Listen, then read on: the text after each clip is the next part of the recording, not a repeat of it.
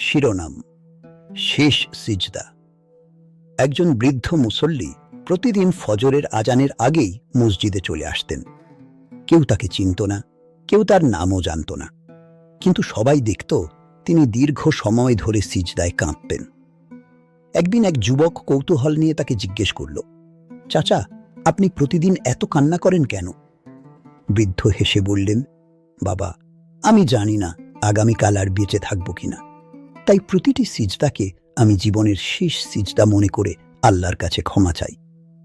যুবকটি কথাটি শুনে গভীরভাবে ভাবতে লাগল। পরদিন ফজরের নামাজে সে দেখল বৃদ্ধ মানুষটি আর আসেননি।